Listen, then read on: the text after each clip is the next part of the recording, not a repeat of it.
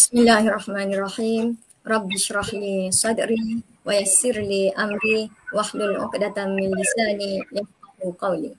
Assalamualaikum warahmatullahi wabarakatuh. Alhamdulillahirabbil alamin. Wassalatu wassalamu ala asyrafil anbiya'i wal mursalin wa ala alihi wa sahbihi ajma'in.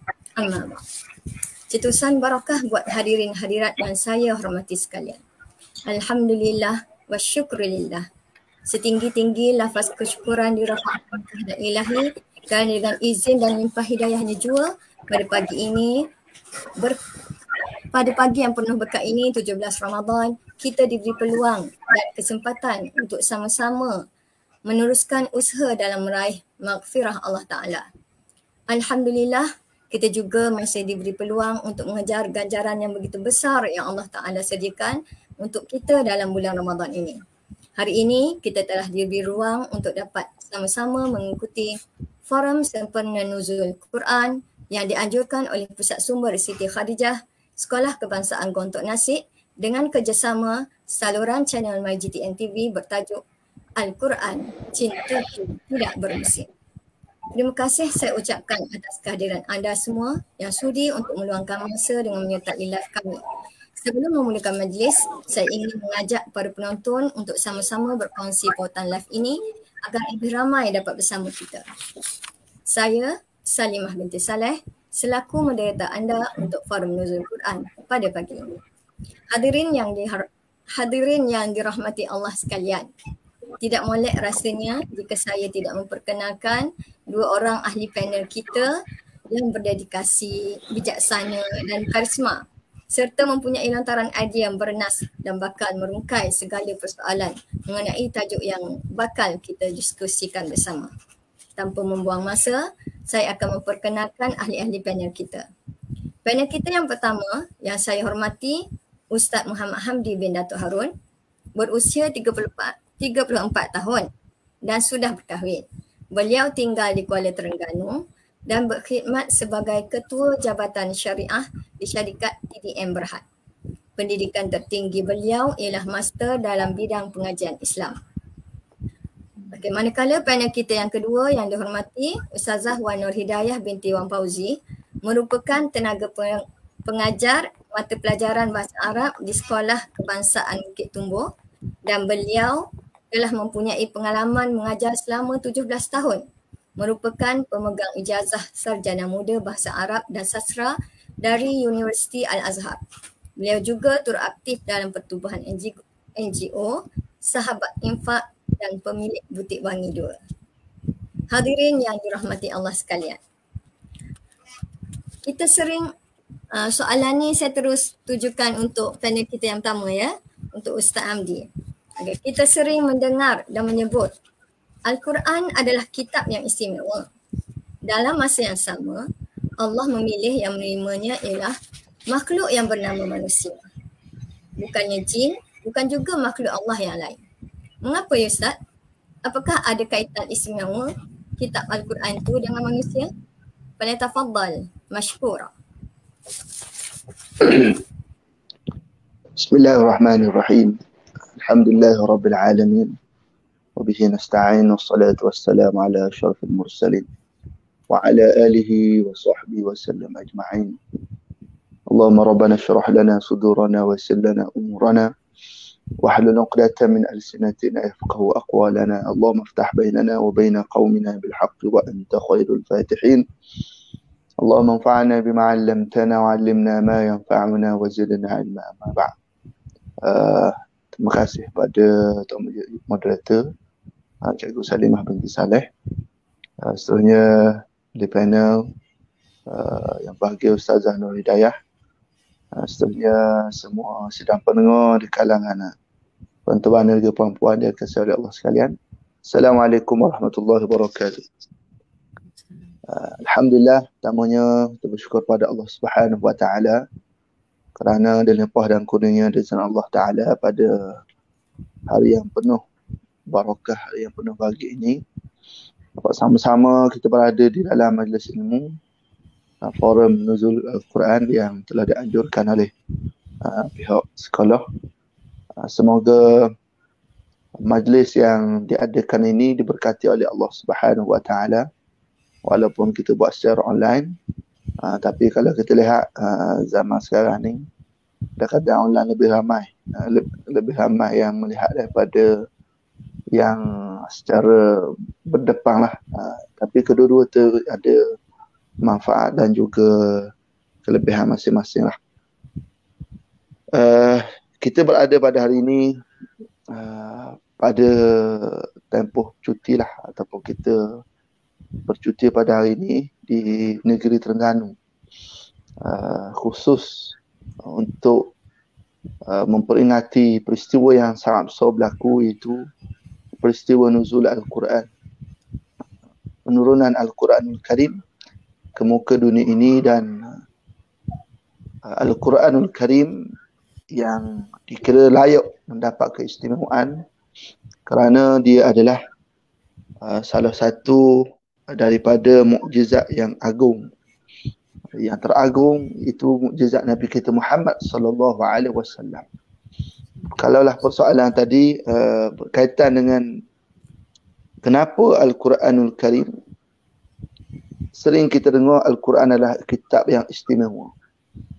Kerana di mana yang saya sebut tadi, ianya adalah salah satu daripada mukjizat Nabi sallallahu alaihi wasallam yang berkekalan sehinggalah berlakunya kiamat. Berbeza dengan mukjizat para nabi yang lain dan juga mukjizat Nabi kita Muhammad sallallahu alaihi wasallam yang lain. Mukjizat Nabi ada banyak. Cuma yang teragung sekali, yang paling istimewa adalah Al-Quranul Karim. Kita lihat mukjizat nabi-nabi yang lain, Nabi Musa, Nabi Daud, Nabi Isa dan semualah. Nabi lain, dia mukjizat tersebut tidak berkekalan. Kecuali Al-Quranul Karim, ianya berkekalan sehinggalah sampai sekarang dan sehinggalah berlakunya kiamat. Subhanallah.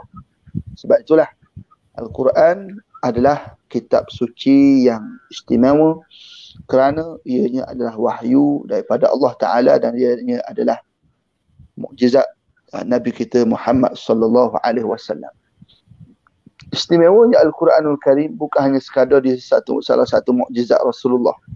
Bahkan ianya terkait dengan orang yang berhubung dengan Al-Quranul Karim. Kita lihat Rasulullah sallallahu alaihi wasallam sendiri yang menjadi nabi akhir zaman, ia berhubung, ia ada terkait dengan Al-Quranul Karim kerana ianya adalah mukjizat Nabi kita Muhammad sallallahu alaihi wasallam. Sehinggalah para ulama kata apa-apa yang berkait dengan Al-Quranul Karim semuanya dia menjadi seorang yang istimewa. Kalau bulan pun jadi bulan yang istimewa. Kalau kita Nabi kita Muhammad sallallahu alaihi wasallam afdalul khalq, sebaik-baik ciptaan Allah Subhanahu wa taala. Dan kalau kita lihat di Al-Quran diberkati bulan Ramadan pun ada disebabkan Al-Quran. Syahrul Ramadan alladzi unzila fihi al-Quran hudan linnas. Yang mana bulan Ramadan itu adalah bulan yang mana Allah Ta'ala turunkan Al-Quran. Dan disebut juga Al-Quran bulan Ramadan adalah syahrun mubarakun, bulan yang diberkati oleh Allah Subhanahu wa Ta'ala. Dan Nabi sallallahu alaihi wasallam sebut tentang keistimewaan orang yang ada hubung kait dengan Al-Quran, mana dalam sebuah hadis, khairukum man ta'allama al-Quran wa 'allamahu. Sebaik-baik kamu adalah orang yang belajar Al-Quran dan mengajarkannya kepada orang lain. Sebab itulah kalau kita lihat apa-apa yang berhubung dengan Al-Quranul Karim, ia bukan sahaja Al-Quran itu istimewa, bahkan menjadikan orang yang ada hubung kait dan sesuatu yang berkait dengan Al-Quran menjadi istimewa. Kalau kita lihat di zaman Rasulullah, ada di kalangan mereka yang bukan sahabat yang tekun dengan Al-Quran. Sebab itulah mereka dimuliakan oleh Allah.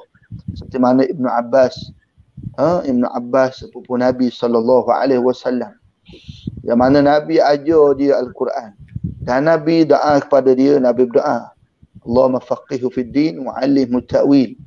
Ya Allah, jadikanlah Ibnu Abbas ini seorang yang alim, faqih, faham tentang agamanya, dan jadikanlah dia seorang yang alim dan ilmu ta'wil, ilmu tafsir.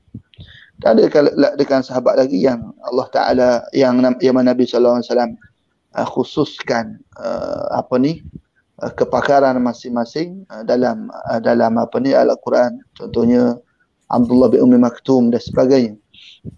Dan kalau kita lihatlah di antara benda-benda yang ada hubung kait dengan Quran itu menjadi punca mereka ini dimuliakan oleh Allah Subhanahu wa Ta'ala. Dan kalau kita lihat kenapa Allah Subhanahu wa Ta'ala memilih yang menerimanya ada makhluk yang bernama manusia, bukan di kalangan jin. Kerana firman Allah Ta'ala dalam Al-Quran, وَلَقَدْ كَرَّمْنَا بَنِي آدَمَ, yang mana Allah Subhanahu wa Ta'ala sebut sesungguhnya kami telah memuliakan anak Adam. Punca ataupun faktor yang paling utama, Allah Ta'ala memilih manusia kerana dari segi kemuliaan itu sendiri. Kemuliaan. Kerana Allah Ta'ala memilih manusia ini lebih daripada makhluk-makhluk yang lain. Lebih daripada makhluk jin. Walaupun jin ni kalau ikut dari segi tenaga dia lebih kuat daripada kita. Ialah contoh jin ifrit dan sebagainya. Memanglah dia kuat daripada kita. Kan? Nak banding kita ni, kita lemah. Jin tu gagah tetapi mereka kalah dengan Al-Quran. Bila mana manusia menguasai Al-Quran, dia tetap kalah dengan manusia. Jadi manusia ni mulia dari segi penciptaan. Dari segi penciptaannya. Dibandingkan makhluk lain, binatang dan juga tumbuh-tumbuhan.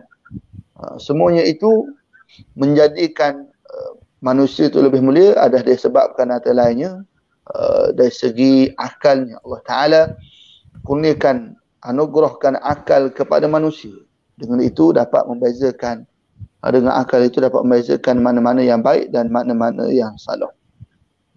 Itu kalau kita lihat dari segi keistimewaan. Walaupun begitu, yang membimbangkan adalah Allah Subhanahu Wa Taala sebut dalam Al-Quranul Karim berkaitan dengan amanah memakmurkan bumi ini dengan menggunakan Al-Quran. Mana yang Allah sebut dalam Al-Quran antaranya, inna aradna al-amanata 'ala as-samawati wal-ardi wal-jibal fa abayna an yahmilnaha wa ashfaqna minha wa hamalaha al-insan innahu kana zaluman jahula. Yang mana Allah Subhanahu wa Ta'ala nyatakan sesungguhnya kami telah bentangkan amanah untuk memakmurkan bumi ini kepada siapa? 'Ala as-samawat, pada langit dan juga bukit bukau dan juga bumi. Semuanya menolak untuk memikul amanah ini kecuali Allah Subhanahu wa Ta'ala kata yang memikulnya adalah manusia. Cumanya sifat manusia ini dia ada dua sifat. Innahu kana zaluman jahula. Yang pertama sifat dia zalim, menzalimi diri sendiri. Dan yang keduanya jahula, seorang yang mempunyai sifat jahil, yang tidak pandai. Oleh sebab itulah walaupun dua sifat ini ada pada manusia pada hakikatnya, tetapi Allah Ta'ala datangkan Al-Quranul Karim tujuannya adalah untuk mendidik manusia supaya melakukan aktiviti selari dengan apa yang dikehendaki dengan Al-Quranul Karim. Sebab itulah Al-Quranul Karim dia diibaratkan seperti sebuah peta lah. Kalau zaman lain ni orang nak pergi jalan, orang pakai Google Maps, Google Maps ataupun Waze, tak kira lah apa-apa jenis, ataupun apa-apalah orang guna aplikasi untuk aplikasi yang dikira sebagai sebuah peta lah. Kalau dulu orang nak berjalan guna peta, macam buku tu buka zaman teknologi di Malaysia dulu, cerita 10 tahun lepas lah. Tak berapa nak pandai tak ada lagi aplikasi untuk digunakan dalam handphone masing-masing. Tetapi di zaman tersebut orang guna peta dan sebagainya. Jadi orang nak menuju ke sebuah jenis hendaklah dia merujuk kepada peta tersebut supaya sampai ke destinasi. Begitulah juga Al-Quranul Karim. Al-Quran Allah Ta'ala jadikan tujuannya adalah untuk memberikan tunjuk ajar ataupun guidelines kepada manusia untuk hidup di atas muka dunia Allah Subhanahu wa taala. Kenapa Allah tidak kurniakan berikan amanah ini kepada jin?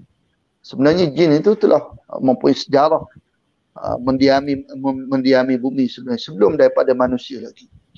Sebab itulah Allah Ta'ala sebut dalam Al-Quranul Karim, antaranya dalam ayat yang selalu kita tengok, wa idh qala rabbuka lil malaikati inni ja'ilun fil ardi khalifah qalu ataj'alu fiha man yufsidu fiha wa yasfiku ad-dima' wa nahnu nusabbihu bihamdika wa nuqaddisu lak qala inni a'lamu ma la ta'lamun. Kalau ayat ni Allah mengadu pada malaikat bahawa dia akan menciptakan seorang khalifah. Yang mana bila disebut nak cipta khalifah, maka malaikat tanya, qalu ataj'alu fiha man yufsidu fiha wa yasfiku ad-dima'. Ya Allah, adakah engkau ingin menciptakan makhluk yang apa ni? Man yufsidu fiha, makhluk yang merosakkan bumi. Wa yasfiku ad-dima' dan menumpahkan darah. Sedangkan kami ya Allah, sebab kata macam malaikat ni tawari ya Allah kami ada apa dia nak suruh benda lain lah, makhluk lain. Sebabnya dikatakan oleh Imam Ibn Katsir bahawa makhluk ataupun makhluk yang mendiami bumi ketika itu adalah dari kalangan jin. Mula-mulanya jin dulu. Jin dulu yang mendiami bumi ini diamanahkan pada mereka untuk memakmurkan bumi, mentadbir bumi, tapi malang sebaliknya berlaku. Sebaliknya berlaku, maka Allah jawab, qala inni a'lamu ma la ta'lamun. Aku lebih tahu daripada kamu yang tidak tahu. Maka itulah Allah buktikan bahawa ciptaan manusia ini sebenarnya lebih hebat, lebih mulia nak dibandingkan makhluk-makhluk yang lain. Sehingga Allah kata wa'allama Adam al-asma'a kullaha thumma 'arada 'ala al-mala'ikah. Sehinggalah akhirnya malaikat terpaksa aku bahawa Allah lebih tahu. Sudah tentulah dia sudah tahu bahawa Allah lebih tahu. Cuma dia mengakui ciptaan manusia itu ada hikmah di sebaliknya dan ada yang keistimewaan. Jadi itulah menjawab sedikit sebanyak soalan yang ditanya oleh puan moderator tadi berkaitan dengan kenapa Al-Quran dipanggil kitab yang istimewa dan kenapa dipilih manusia sebagai makhluk yang menggalas amanah memakmurkan bumi ini. Jadi sekali itulah. Billahi taufiq. Assalamualaikum warahmatullahi wabarakatuh.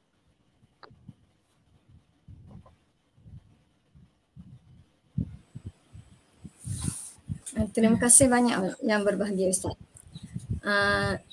Al-Quran merupakan kalam Allah yang sangat istimewa. Mukjizat kepada Nabi Muhammad sallallahu alaihi wasallam kepada manusia kerana manusia ni hebat dia makhluk yang berakal. Supaya menjadi petunjuk dan penyelamat daripada kesesatan. Sekiranya kita berpegang pada Al-Quran, nescaya kita tidak akan tersesat daripada landasan hidup ini. Okay, seterusnya kita kembali kepada ahli panel yang kedua yang berbahagia, Ustazah Wan Nur Hidayah.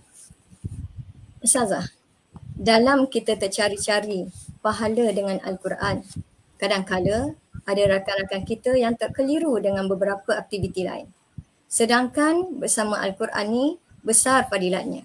Seperti mana yang dipraktikkan oleh Rasulullah sallallahu alaihi wasallam dan para sahabat. Boleh Ustazah terangkan apa yang boleh kita buat dikala bersama dengan Al-Quran? Fatatafadhali mashkura. Bismillahirrahmanirrahim. Alhamdulillahirabbil alamin. Wa bihi nasta'in. Wassalatu wassalamu ala Rasulillah asyrafil anbiya'i wal mursalin wa ala alihi wa sahbihi ajma'in. Terima kasih Cikgu Salimah binti Saleh selaku moderator pada hari ini. Yang dihormati sahabat panel Ustaz Hamdi. Seterusnya para pendengar yang dirahmati Allah sekalian, alhamdulillah, syukur pada Allah Subhanahu wa taala atas pertemuan kita pada pagi ini untuk menghidupkan sempena nuzul Al-Quran. Jadi menjawab soalan yang dikemukakan oleh moderator kita pada pagi ini, insya-Allah seorang sahabat yang bernama Sa'ad bin Hisham bin Amir radhiyallahu an telah datang ke Madinah lalu bertemu dengan Sayyidatina Aisyah radhiyallahu anha dan beliau bertanya kepada Sayyidatina Aisyah radhiyallahu anha, ya ummul mukminin, ambi'ini an khulqi Rasulillah sallallahu alaihi wasallam. wahai Ummul Mukminin, ceritakanlah kepada kami tentang akhlak Rasulullah sallallahu alaihi wasallam. Lalu Sayyidatina Aisyah radhiyallahu anha menjawab dan bertanya kepada Sa'ad tadi, apakah engkau tidak membaca Al-Quran? Lalu Sa'ad menjawab, bahkan aku membacanya. Lalu Aisyah radhiyallahu anha berkata, Ana berkata kepada Sa'ad tadi, qalat fa inna khuluqa Rasulillah sallallahu alaihi wasallam kana al-Qur'ana. Sesungguhnya akhlak Rasulullah sallallahu alaihi wasallam itu adalah Al-Quran. Baik, jadi apabila kita bercakap tentang Rasulullah dan Al-Quran ini adalah sesuatu hubungan yang sangat rapat. Bermakna Al-Quran menjadi akhlak Rasulullah sallallahu alaihi wasallam. Jadi menjawab soalan yang dikemukakan oleh moderator kita ialah bagaimana untuk kita beraktiviti dengan Al-Quran. Jadi kita tengok Rasulullah sallallahu alaihi wasallam sendiri apabila dengan Al-Quran, di antara aktiviti yang dilakukan oleh Rasulullah sallallahu alaihi wasallam bersama para sahabat dengan Al-Quran, yang pertama baginda mendengar bacaan Al-Quran. Yang kedua baginda menghafal Al-Quran. Yang ketiga baginda membaca Al-Quran. Kemudian baginda dan para sahabat mengamalkan Al-Quran. Dan yang seterusnya adalah baginda dan para sahabat mengajarkan Al-Quran. Bila kita bincangkan 5 perkara yang berkaitan dengan aktiviti Rasulullah sallallahu alaihi wasallam bersama dengan Al-Quran, ya, baginda mendengar Al-Quran, Rasulullah sallallahu alaihi wasallam mendengar sendiri bacaan Al-Quran ini daripada malaikat Jibril alaihi salam. Ya, dan Rasulullah mendengar sendiri bacaan Al-Quran daripada sahabat Nabi sallallahu alaihi wasallam. Baginda melakukan halaqah, ya, untuk memperdengarkan ataupun mendengar sendiri tasmi', ya, bacaan-bacaan yang dilakukan oleh para sahabat radhiyallahu anhu. Itu yang pertama. Yang kedua, baginda sallallahu alaihi wasallam menghafal Al-Quran, ya. Baginda menghafal semua ayat Al-Quran dan hafalan baginda disemak oleh malaikat Jibril alaihi salam pada setiap bulan Ramadan. Ya, macam kita lah, ya, setiap bulan Ramadan ni kita lakukan aktiviti tadarus, ya, kita tilawah, kita tadabbur dan sebagainya. Seterusnya baginda sallallahu alaihi wasallam sendiri membaca Al-Quran dan membacakan ayat Al-Quran itu kepada orang lain. Rasulullah sallallahu alaihi wasallam bersabda yang bermaksud sesiapa yang mendengar bacaan Al-Quran, satu ayat daripada Al-Quran, dia dicatat melakukan kebajikan yang dilipat gandakan. Dan barang siapa yang membacanya, maka dia akan mendapat cahaya pada hari kiamat. Riwayat Imam Ahmad. Jadi membaca Al-Quran, ya, kepada orang lain ini terbahagi kepada 2. Yang pertama membacakan ayat Al-Quran untuk menyampaikan dakwah, dan yang kedua baginda sallallahu alaihi wasallam membacakan Al-Quran kepada para sahabat untuk dihafal dan disalin oleh para sahabat radhiyallahu anhu. Itu yang ketiga. Manakala yang keempat, aktiviti yang dilakukan oleh Rasulullah sallallahu alaihi wasallam dengan Al-Quran ialah Rasulullah mengamalkan Al-Quran dan menghidupkan Al-Quran sepanjang hayat baginda sallallahu alaihi wasallam. Ya, baginda mengamalkan setiap sahaja perintah yang ada dalam Al-Quran, setiap apa sahaja tuntutan, apa sahaja tegahan yang ditetapkan oleh Allah Subhanahu wa taala melalui Al-Quran. Rasulullah beramal dengan Al-Quran sungguh-sungguh sepanjang kehidupan kenabian Nabi Muhammad sallallahu alaihi wasallam. Ya, jadi sebagaimana yang kita baca sebelum ni, ya, apabila kita baca dah kita dapat kebaikan, bila kita dengar pun kita dapat kebaikan, apatah lagi kita beramal lagilah kita dapat kebaikan. Ya, Aisyah radhiyallahu anha, ya, berkata Rasulullah sallallahu alaihi wasallam bersabda, orang yang bermaksud orang yang membaca Al-Quran dan menjaganya, yakni membacanya dengan betul dan mengamalkannya, akan bersama para malaikat yang mulia. Adapun orang yang membaca Al-Quran dengan bersungguh-sungguh dan mengalami kesulitan, dia akan mendapat 2 pahala. Kita selalu dengar dah tentang hadis ini yang terdapat dalam Sahih Bukhari dan Muslim. Orang yang ada kesulitan membaca Al-Quran ini akan dapat 2 pahala. Dan orang yang membaca dan mengamalkannya akan bersama dengan para malaikat yang mulia. Masya Allah. Dan yang seterusnya adalah aktivitinya ialah mengajarkan Al-Quran kepada orang lain. Rasulullah sallallahu alaihi wasallam mengajarkan orang lain membaca Al-Quran, memahami dan beramal dengan Al-Quran itu sendiri. Baik, sahabat pendengar yang dirahmati Allah sekalian, dalam konteks kita ya hari ini, kita ni orang awam kan, dan kita hidup jauh dari zaman Rasulullah sallallahu alaihi wasallam. Jadi bagaimana untuk kita meningkatkan keseronokan kita dengan Al-Quran? Kalau kita tanyalah ya beberapa orang, bila sebut dengan Al-Quran ni, ada yang sampai kata Quran ni boring sebab dia macam satu tulisan saja. Dah lah tak faham baca, dah lah susah nak baca. Jadi jawapan-jawapan begini memang kita akan jumpa di kalangan sahabat-sahabat ataupun masyarakat yang tidak ada kefahaman tentang Al-Quran. Jadi kita sebagai orang yang memahami Al-Quran, orang yang ada hati kita dekat dengan Al-Quran, kita yang kena hidupkan ya hubungan kita dengan Al-Quran. Jadi yang dicadangkan ialah ya untuk kita untuk rapatkan hati kita dengan Al-Quran, kita selain daripada tadarus, kita tilawah ya, kita kena mula belajar untuk faham apa yang diajarkan oleh Allah Subhanahu Wa Taala melalui kalamnya di dalam Al-Quran. Ya, kita nak kena faham apa yang kita baca. Melalui apa? Melalui aktiviti tadabbur, melalui aktiviti membaca terjemahan. Dan mestilah apa yang kita lakukan itu bersandarkan dengan rujukan kepada orang-orang yang alim, orang-orang yang siqah dalam Al-Quran. Dan aktiviti tadabbur ini sebenarnya akan membuatkan kita menjadi hamba Allah yang lebih rapat dengan Al-Quran. Bila kita buat aktiviti tadabbur dengan Al-Quran ni, kita akan rasa seolah-olah Allah bercakap dengan kita. Selama ni kita baca Quran, kita rasa Quran tu sekadar untuk kita baca sahaja. Kalau kita tanyalah orang-orang lama kan, yang tidak pernah membuat aktiviti tadabbur Al-Quran, ya, mereka akan rasa membaca Al-Quran itu sebagai kewajipan dan ada keseronokan, itu saja. Tetapi apabila kita tambah sikit lagi baca Quran bersama dengan tadabbur, ya, kita relate dengan kehidupan kita, kita faham apa yang Allah sampaikan dan kita tahu apa sebenarnya tujuan ayat-ayat ini dibacakan kepada kita. Masya-Allah, Allahu Akbar. Kita akan menikmati satu rasa yang sangat dekat dengan Al-Quran itu sendiri. Jadi insya-Allah ya, Cikgu Salimah dan semua pendengar, marilah sama-sama kita hidupkan ya lebih-lebih lagi Ramadan kita ini dengan Al-Quran, bukan sekadar membaca, mendengar ya, memperdengarkan, mengajarkan, menghafal dan sebagainya, tetapi kita juga banyak muhasabah diri kita dengan Al-Quran itu sendiri, insya-Allah. Jadi itu saja, saya serahkan kembali kepada Puan Moderator. Wallahu a'lam.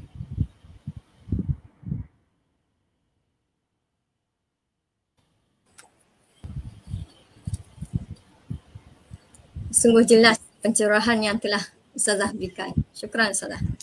Kalaulah manusia ni dia tahu ganjaran yang Allah sediakan bila kita bersama Al-Quran, saya rasa mereka tidak akan sesekali meninggalkan Al-Quran ini untuk aktiviti-aktiviti yang tidak penting. Menariknya, ganjaran yang Allah sediakan ini bukan sahaja untuk orang yang mahir membaca Al-Quran, tapi juga kepada mereka yang tidak lancar membaca Al-Quran tersebut. Okey, kita kembali kepada Ustaz untuk soalan pusingan yang kedua.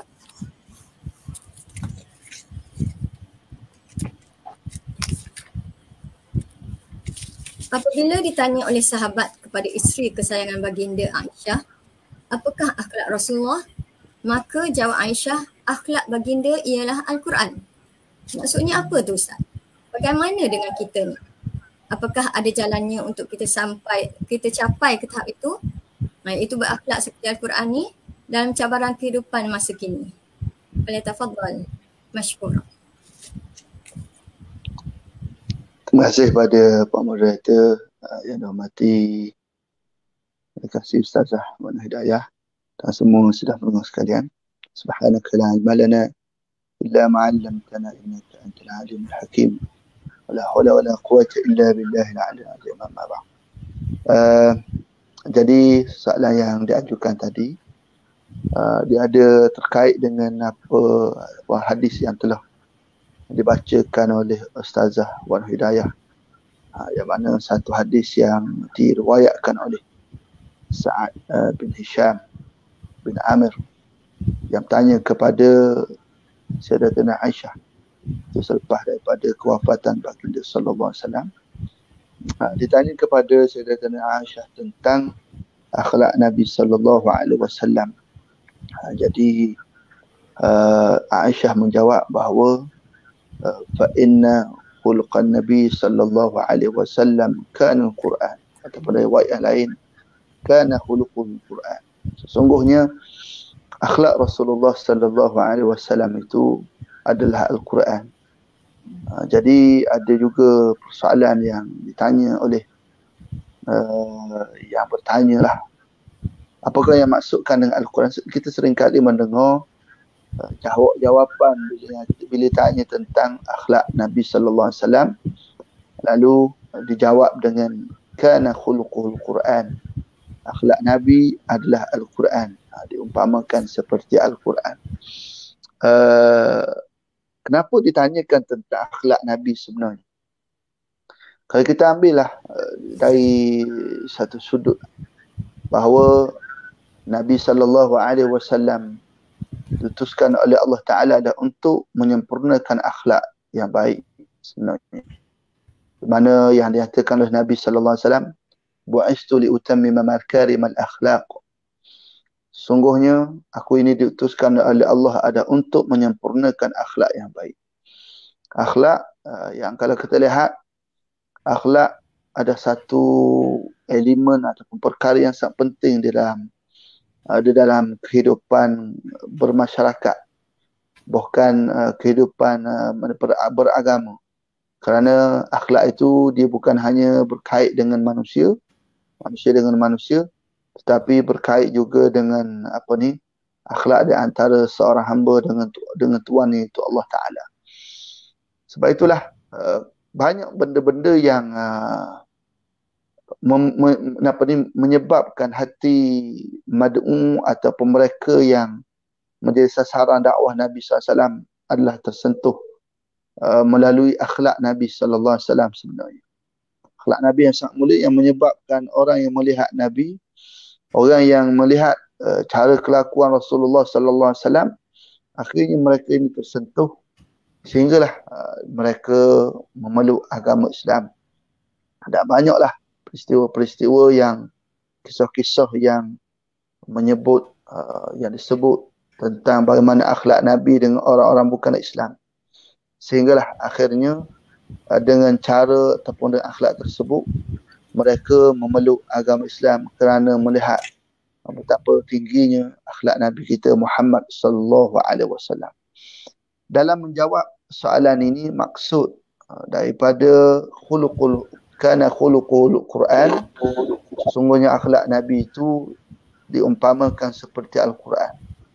Di sana telah banyak riwayat-riwayat ataupun pandangan-pandangan telah diberikan oleh para ulama yang membahaskan tentang maksud ini. Bukan kita saja yang bertanya.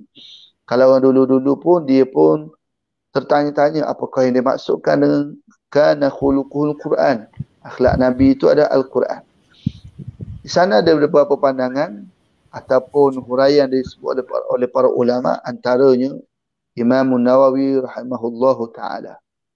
Bila mana tanya akhlak Nabi Al-Quran, maka apakah yang dimaksudkan Al-Quran itu ialah al-amalu bihi wal wuqufu 'inda al-hududi wa at-ta'addub bi adabi wal i'tibaru bi amthalihi wa qasasihi wa tadabburihi wa husn tilawatihi. Yang mana maksud Al-Quran itu adalah itu baginda sallallahu alaihi wasallam beramal dengan Al-Quran.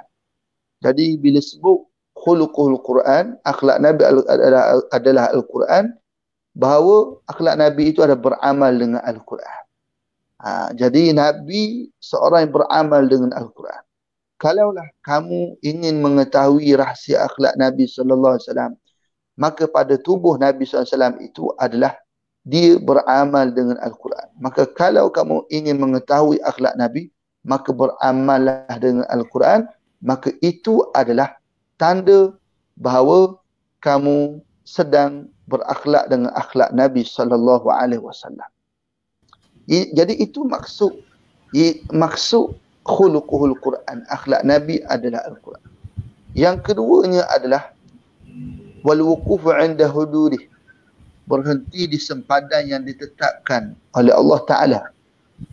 Yang mana dalam kita ini hidup diibaratkan seperti kita berada di dalam satu tempat yang mempunyai pagar ataupun sempadan. Seperti mana yang dinyatakan oleh Nabi sallallahu alaihi wasallam lah. Nabi kata apa? Ala inna likulli malakin hima. Tidakkah bagi seorang raja itu dia mempunyai hima, itu sempadan. Sempadan ataupun tembok yang tidak boleh kita langgar. Tempat dia khusus bagi dia seorang raja. Maka Nabi sallallahu alaihi wasallam jawab, ala inna himallahi maharim.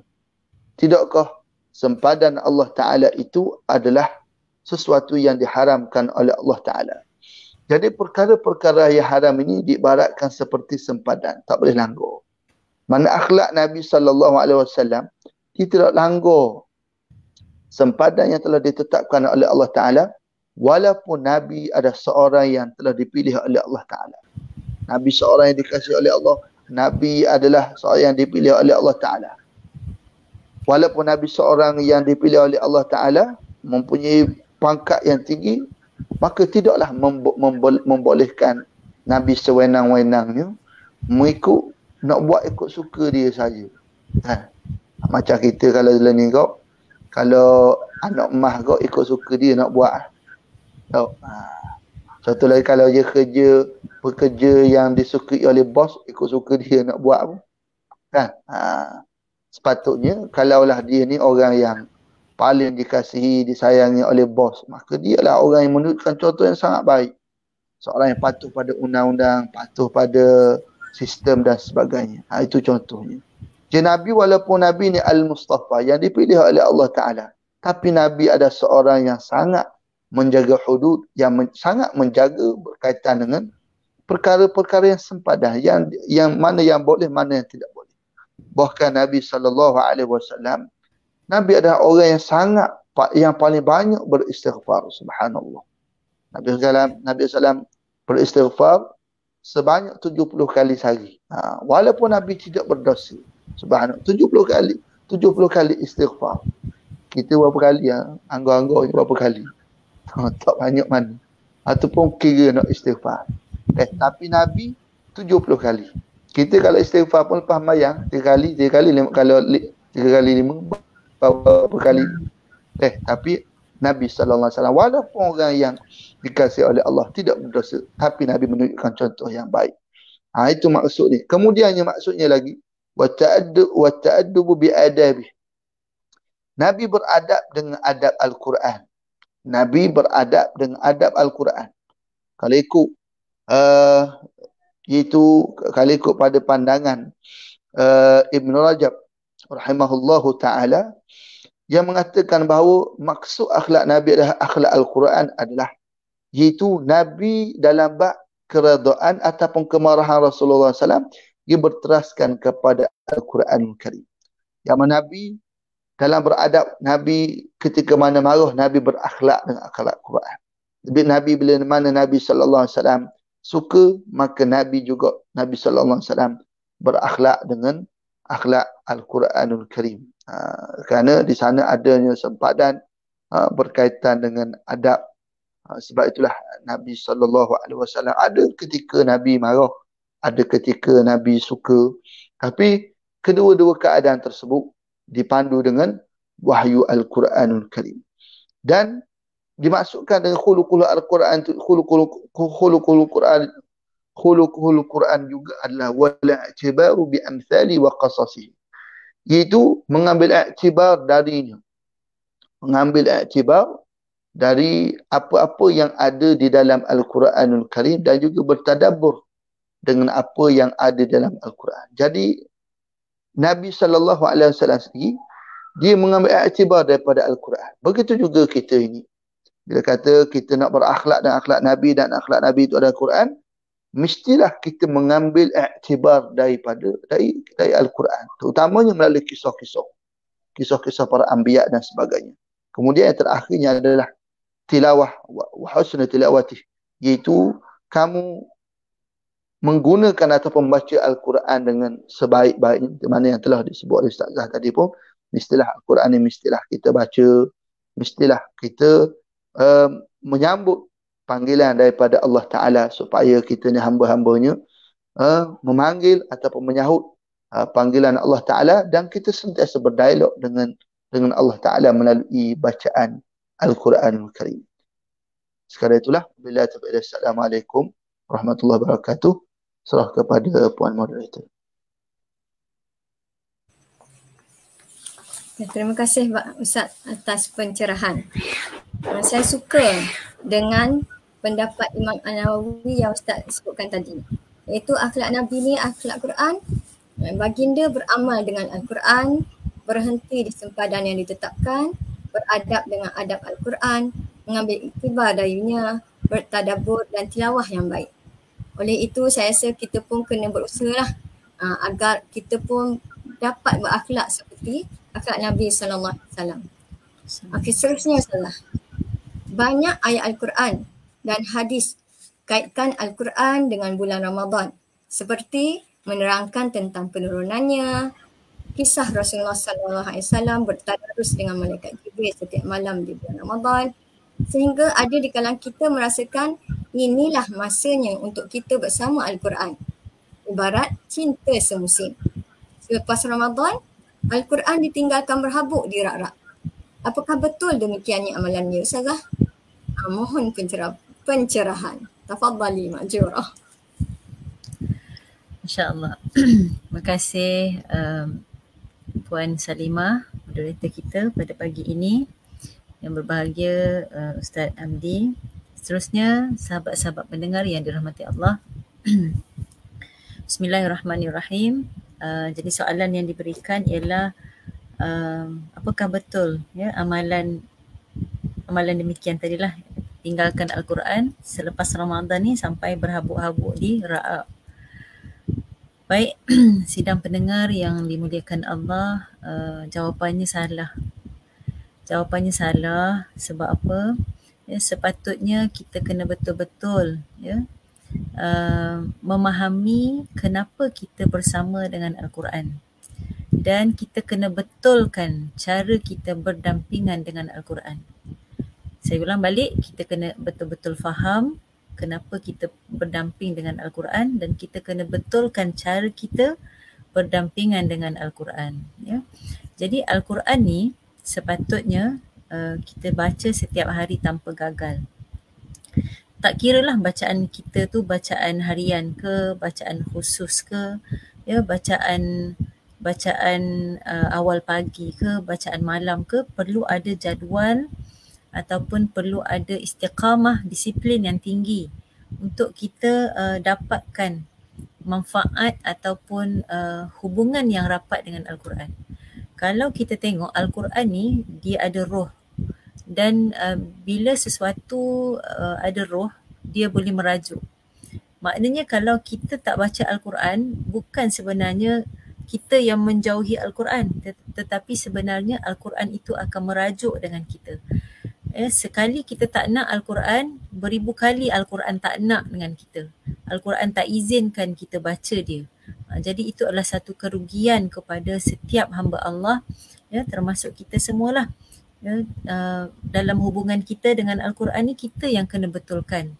Macam hubungan kita dengan ibu bapa, ya, hubungan kita dengan pasangan.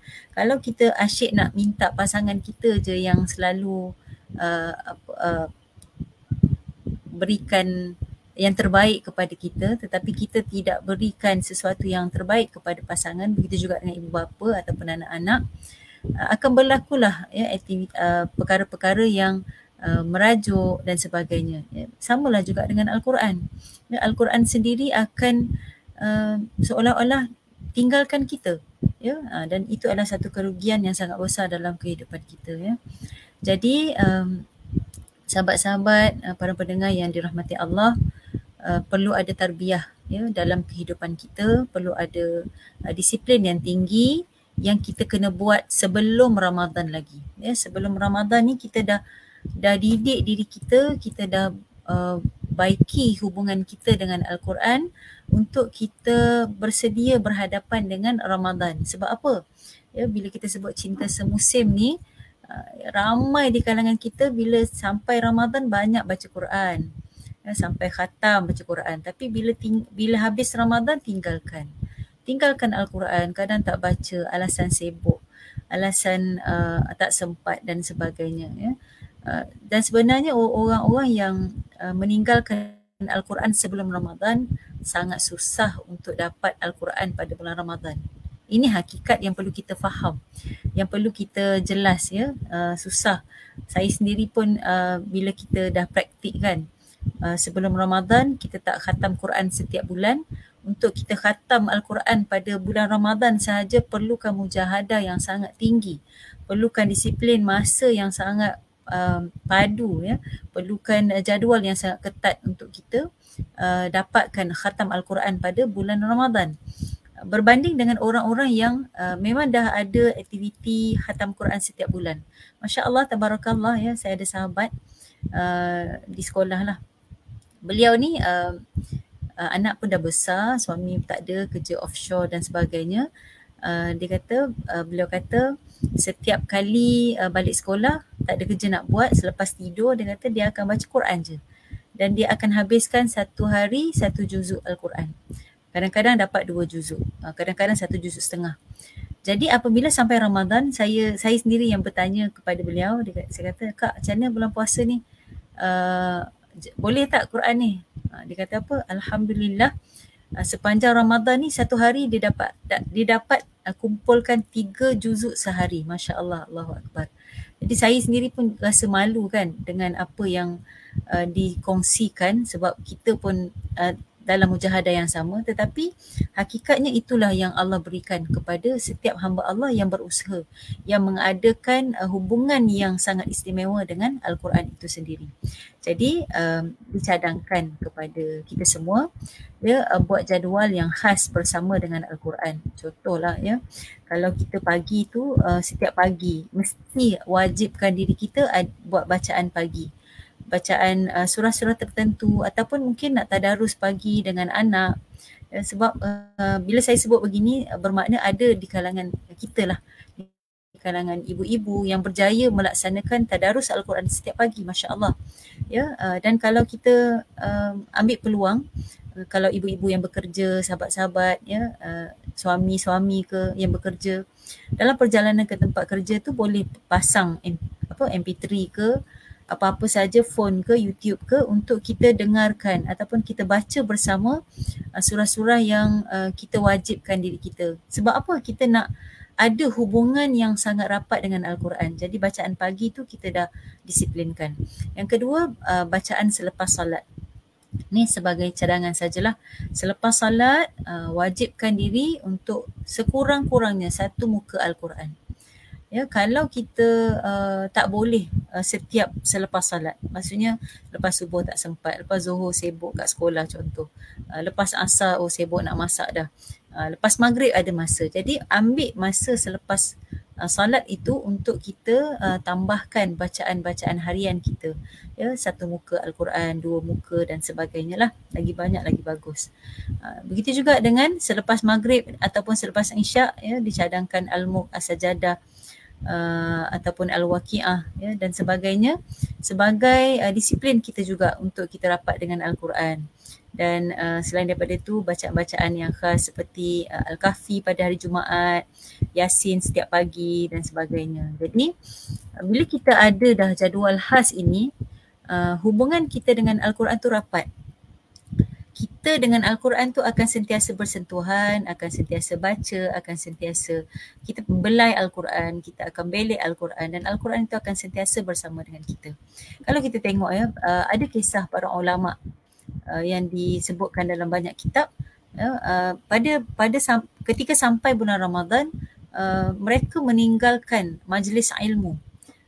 sepanjang Ramadan. Ya, kerana apa? Kerana fokus kepada Al-Quran. Namun walaupun mereka meninggalkan majlis agama itu dan fokus kepada Al-Quran, tidak bermakna mereka tinggalkan Al-Quran sebelum Ramadan. Itu antaranya. Dan bila kita baca juga kisah Imam Syafi'i, Imam Bukhari, bagaimana mereka sangat akrab dengan Al-Quran, sehingga kan dicatatkan, direkodkan bahawa Imam Syafi'i sendiri sampai boleh khatam 60 kali dalam Ramadan. 60 maksudnya malam sekali khatam Quran, siang sekali khatam Quran. Masya Allah ya. Betapa hebatnya masa, keberkatan masa yang Allah berikan kepada mereka. Imam Bukhari pula Allah izinkan siang hari dapat khatam Quran, malam 3 hari dapat khatam satu Quran. Jadi bila kita muhasabah antara kita dengan mereka-mereka yang ulama-ulama yang hebat ini, ya, sangat jauh lah ya dari segi pencapaian kita dengan Al-Quran. Tetapi kita tak boleh nak jadikan itu sebagai alasan untuk kita tak apalah mereka ni orang-orang ulama dan sebagainya. Jadi kita yang kena usaha berdasarkan kemampuan kita, kadar yang kita mampu dan mujahadah yang kita usahakan untuk kita dapatkan Al-Quran, masya-Allah. Jadi sebagai kesimpulan lah ya kepada soalan yang diberikan oleh moderator pada pagi ini, ya, hubungan dengan Al-Quran ni kita kena bina seawal lagi sebelum Ramadan. Ya, jangan kita nak bina hubungan dengan Al-Quran ni pada sampai Ramadan baru nak buat. Sebab apa? Sebab akan berlaku pancit, ya, akan berlaku episod kegagalan dengan Al-Quran itu sendiri, insya-Allah. Jadi semoga ya apa yang kita bincangkan dapat kita pertingkatkanlah. Dan sebenarnya bagaimana kita nak bina hubungan yang baik dengan Al-Quran tu, yang pertama tadi kita kena cinta pada Al-Quran, kena ada rasa rindu pada Al-Quran. Kalau orang tua dia ada Quran buruk, Quran yang dia nak baca Quran tu je. Tapi berbeza dengan kita hari ni, kita sibuk nak beli Quran mahal, nak beli Quran color-color, nak beli Quran yang cantik-cantik, tapi kita tak baca. Kita sekadar hias, menjadi perhiasan, ataupun kita sekadar ambil gambar, lepas tu okay share, oh saya dah beli Quran ni, oh, saya dah ada Quran tagging contoh. Jadi itu adalah suatu tipu daya nafsu kita lah ya, terhadap Al-Quran itu sendiri. Dan kita kena wujudkan hubungan kita dengan yang baik dengan Al-Quran yang kita nak baca. Kemudian untuk bina hubungan yang baik dengan Quran ni, kita kena tahu fadilat yang Allah sediakan, yang Allah janjikan terhadap setiap surah ataupun ayat-ayat Al-Quran. Kalau kita tahu pun, kalau kita baca sebelum ni pun, Al-Quran itu satu huruf ada kelebihan dia, ya, ada manfaat dia, ada pahala yang Allah janjikan. Apatah lagi kita baca keseluruhan surah ataupun kita baca surah-surah tertentu yang besar fadilatnya, contoh surah Al-Baqarah dan Ali Imran contoh. Surah kecil Al-Ikhlas contoh. Ya, kalau kita tahu fadilat, oh kita baca Al-Ikhlas dalam salat 3 kali, apa yang Allah sediakan pada kita. Contoh kita baca idza zulzilatil ardu zilzalaha. Apa fadilat yang Allah sediakan kepada orang yang membaca Al-Quran dan faham apa sebenarnya yang Allah ganjarkan kepada orang yang membaca surah-surah tertentu begini. Jadi itu bagaimana kita nak membina hubungan yang baik dengan Al-Quran. Dan yang terakhir, kena ada masa khas untuk Al-Quran. Wajib buat, saya nasihati diri saya, sahabat-sahabat pendengar semua, mesti kita allocate kehidupan kita 24 jam ini dengan Al-Quran. Mesti ada masa. Ya, kita ni dah lah tak bawa Al-Quran ke mana-mana. Ya, phone kita bawa, ya, handbag kita bawa, kereta kita bawa, tapi Al-Quran kita tak bawa. Hatta Yasin pun kita tak pegang pun. Jadi macam mana kita nak ada hubungan yang baik dengan Al-Quran kalau kita tak ada masa khas untuk Al-Quran. Jadi insya-Allah kita sama-sama wujudkan, ya, dalam kehidupan kita ada satu masa yang khas untuk Al-Quran, yang mana masa ni tak boleh kacau. Maksudnya siapa pun tak boleh kacau, memang khas untuk Al-Quran, insya-Allah. Jadi itu saja Pak Moderator, saya serahkan kembali. Wallahu a'lam. Terima kasih Ustazah atas kupasan yang menarik.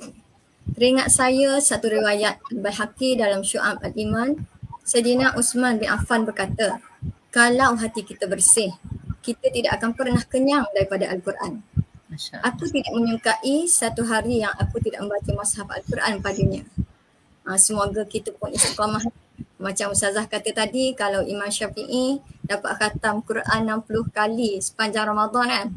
Mudah-mudahan kalau kita tak dapat nak ikut 60 kali pun, jangan kita tinggalkan semua kan. So, okay. Saya rasa kalau kadang-kadang Quran ni, masa kita buat kerja-kerja rumah kan, sambil-sambil buat kerja rumah, kita juga boleh baca ayat Quran. Contoh surah-surah pendek kan, kita tak ingat yang panjang, kita baca je Qul huwallahu ahad panjang, kita buat kerja, InsyaAllah ada ganjarannya. Terima kasih Ustazah. Okey, seterusnya sedar tak sedar kita ni dah soalan terakhir dah untuk Ustaz. Okey, Alhamdulillah pada hari ini kita semua menyambut apa yang kita sebut sebagai nuzul Al-Quran. Dalam masa yang sama kita juga sedang mengintai tercari-cari malam istimewa Lailatul Qadar. Boleh Ustaz terangkan apa kaitan keduanya? Tafadhal, mashkur. سبحانك لا علم لنا إلا ما علمتنا إنك أنت العليم الحكيم ولا حول ولا قوة إلا بالله العلي العظيم. Terima kasih pada Puan Moderator yang ada kasih dan hormati Ustazah Nur Hidayah dan seterusnya semua pendengar sekalian. Berkaitan dengan soalan yang telah diajukan tadi, sesuailah dengan suasana kita pada hari ini. Dah masuk, kalau kita kira ini dah 17 Ramadan dah, kita semakin hampir dengan 10 yang terakhir di bulan Ramadan. Yang mana kalau kita lihat kembali pada persoalan yang diajukan tadi, bila mana seringkali kita sebut tentang bila kita sambut nuzul Al-Quran, dan masa yang sama juga kita mencari-cari keistimewaan Lailatul Qadar dan apakah kaitan di antara nuzul Al-Quran dengan Lailatul Qadar. Sebenarnya keterkaitan antara dua ini dijelaskan oleh Allah Ta'ala dalam Al-Quran dalam surah Al-Qadar. Inna anzalnahu fi Lailatul Qadr wa ma adraka ma Lailatul Qadr. Lailatul Qadr khairun min alf syahr. تنزل الملائكة والروح فيها بإذن ربهم من كل أمر سلام هي حتى مطلع الفجر. Yang mana Allah kata inna anzalnahu fi Lailatul Qadr. Sungguhnya kami telah menurunkannya. Nya tu ulama mufassir mengatakan kembali kepada Al-Quran. Sungguhnya kami telah menurunkan Al-Quran pada malam Lailatul Qadar. Hu itu adalah dhamir yang ditujukan kepada Al-Quran. Sesungguhnya kami telah turunkan Al-Quran pada malam Lailatul Qadar. Yang mana kalau kita lihat peristiwa penurunan Al-Quran, nuzul itu maksud penurunan Al-Quran, nuzul Quran, penurunan Al-Quran. Kalau ikut para ulama menyebut bahawa peristiwa nuzul Al-Quran berlaku pada malam Jumaat 17 Ramadan tahun ke-41 daripada keputeraan Nabi kita Muhammad sallallahu alaihi wasallam. Itulah saya ingat saya sebut tadi pada soalan yang pertama, bahawa apa-apa yang terkait dengan Al-Quran menjadikan ianya sesuatu yang istimewa. Jadi begitulah juga Al-Quranul Karim, begitulah juga malam Lailatul Qadar itu sendiri. Allah Ta'ala angkatnya, diberikan keistimewaan, kemuliaan kerana dia ada keterkaitan dengan Al-Quran sendiri sebenarnya. Sebab itulah kalau kita lihat Allah Ta'ala yang maha pengasih lagi maha penyayang. Allah Ta'ala dia tidak membiarkan hamba-hambanya tercari-cari macam mana cara untuk hidup di atas dunia ini. Melainkan disediakan garis panduan dan juga guidelines untuk dihidup di atas muka dunia ini dengan cara yang dikehendaki olehnya itu oleh Allah Subhanahu wa Ta'ala. Jadi Itu kalau kita lihat keterkaitan apa yang berkait apakah kaitan nuzul Al-Quran dengan Lailatul Qadar. Dan Lailatul Qadar itu seperti mana yang kita tahu bahawa kelebihannya dinyatakan sendiri, dijelaskan oleh Allah Ta'ala. Lailatul Qadar khairun min alfi syahr. Sesungguhnya malam Lailatul Qadar itu lebih baik dari 1000 bulan. Ada satu riwayat yang menyebut bahawa ayat ini diturunkan berdasarkan kepada satu riwayat daripada Ali bin Awrah, yang mana pada satu hari Rasulullah SAW menyebut tentang kisah 4 orang Bani Israel yang telah beribadat pada Allah Ta'ala selama 80 tahun. 80 tahun dia beribadat pada Allah Ta'ala. Mereka sedikit pun tidak berdahakai Allah Ta'ala. Lalu para sahabat bila dengar 80 tahun beribadat ni tak derhaka langsung, maka sahabat ni sangat kagum lah, macam mana kita ni pun dalam kita menjaga batas-batas pun ada juga terbabah, buat dosa dan sebagainya. Jadi bila mereka ni para sahabat kagum dengan hebatnya 80 tahun beribadat, 80 tahun beribadat saja. Kita ni umur berapa tahun pun tak tahu. Kalau ikut umur kita ni, Nabi kata umur umat aku itu di antara 60 hingga 70 tahun je. Mana kalau lebih daripada 70 tu, apa yang umur subsidi lah. Mana tak lama dah lah. Kalau lebih tu kira subsidi lah.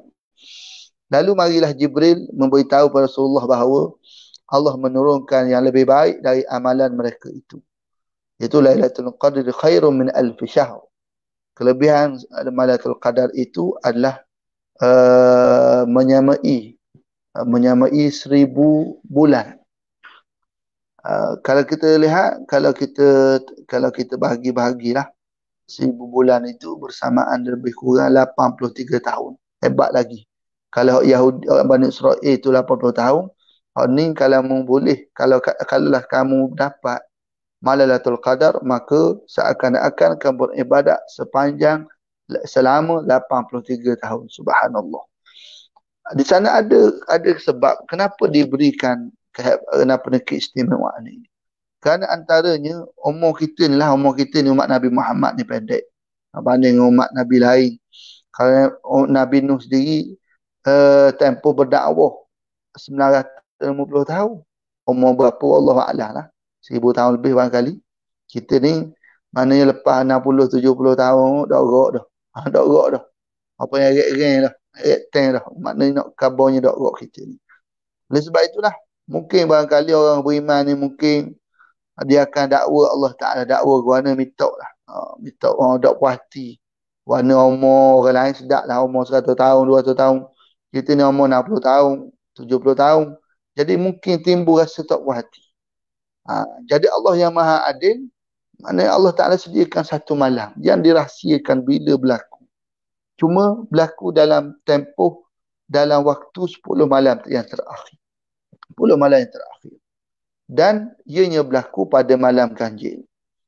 Bila wallahualam, walaupun pendapat yang kuatnya pada 27 Ramadan, dalam 27, tetapi yang tetap ianya ada rahsia dan Allah Ta'ala rahsiakan. Kerana apa?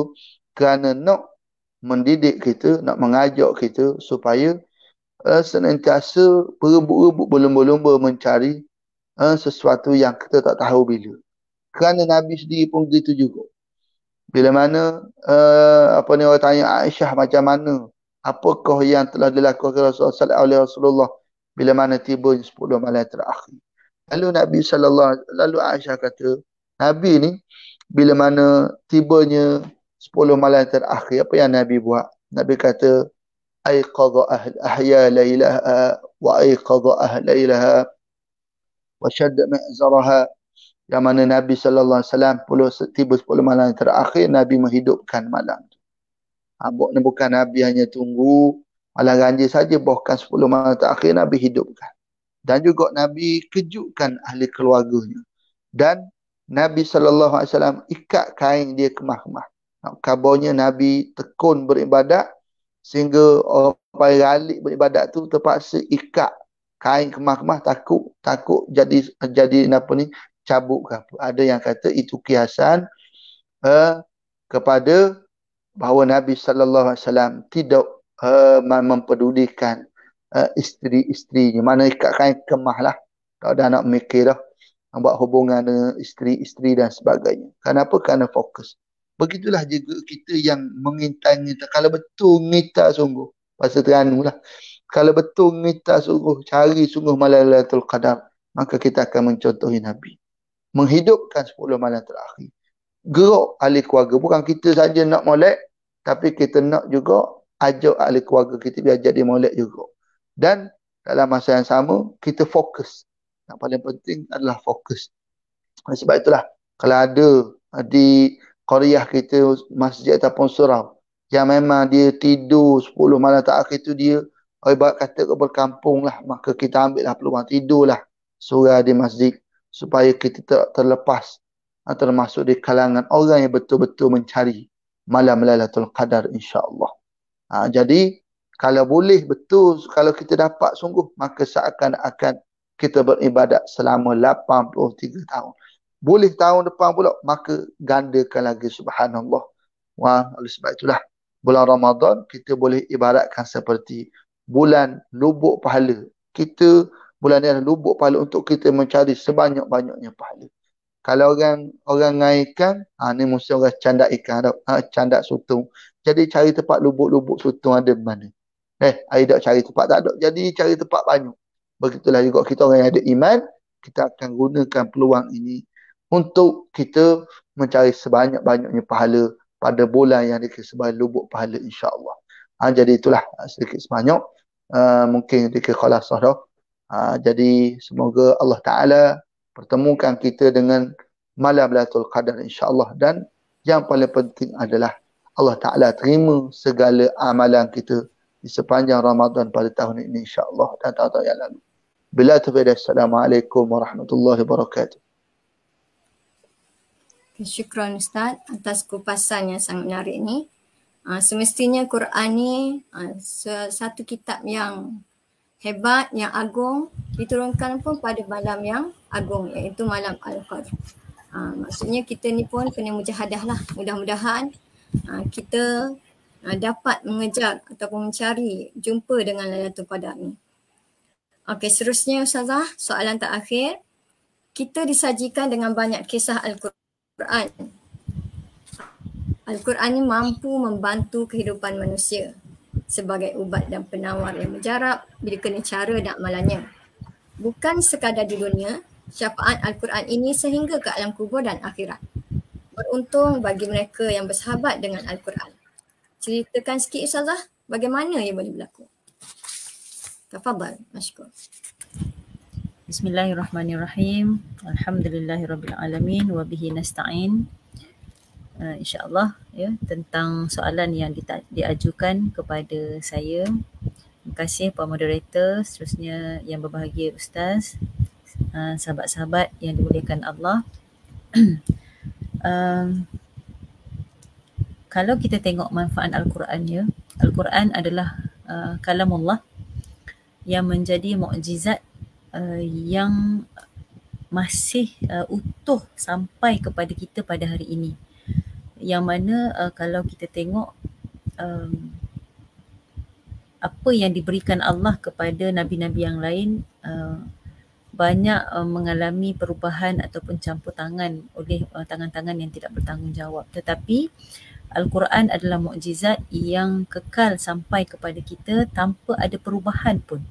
Tanpa ada sedikit pun, contohlah kita sebut sebagai Al-Quran semakan semula, contoh, tak ada. Jadi begitulah bagaimana untuk kita faham tentang mukjizat ni, bagaimana Allah menjaga Al-Quran dan bagaimana kesan Al-Quran kepada kita itu, kita kena belajar dan hayati, insya-Allah. Baik, membaca Al-Quran ni, ada satu hadis Nabi sallallahu alaihi wasallam, membaca Al-Quran akan dapat pahala dan ganjaran, sebagaimana yang disebutkan oleh Rasulullah sallallahu alaihi wasallam, man qara'a harfan min kitabillah falahu bihi hasanatun wal hasanatu bi 10 amsalha La aqulu alif lam min harfun walakin alifun harfun wa lamun harfun wa mimun harfun. Sesiapa yang membaca satu huruf daripada Al-Quran, maka baginya kebaikan. Dan kebaikan itu sama seperti 10 kali ganda. Aku tidak berkata alif lam mim itu satu huruf. Akan tetapi alif satu huruf, lam satu huruf dan mim satu huruf.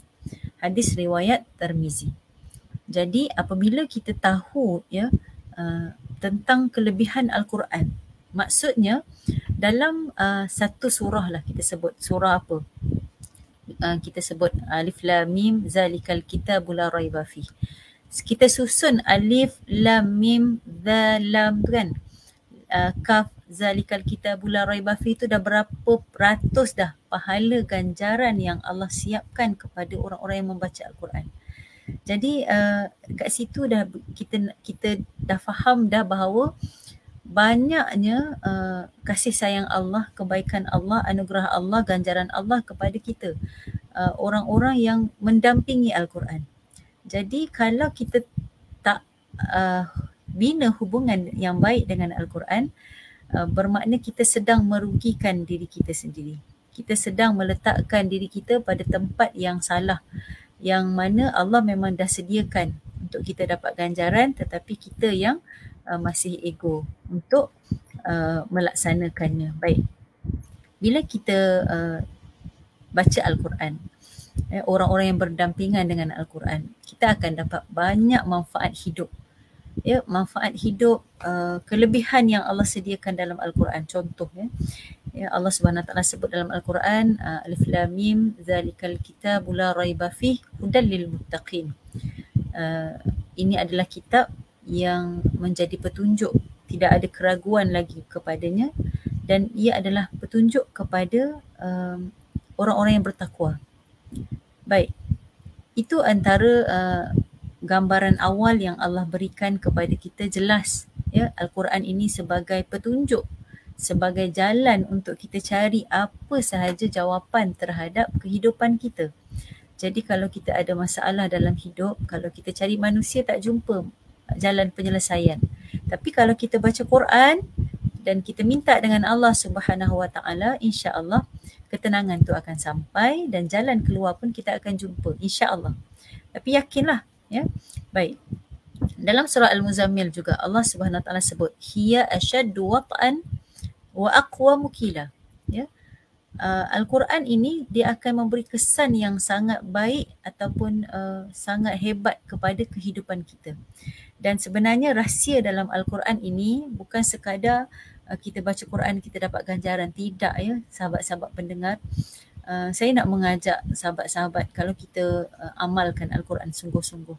Orang yang baca Al-Quran sebelum subuh, sebelum subuh dah wajibkan diri untuk baca Quran.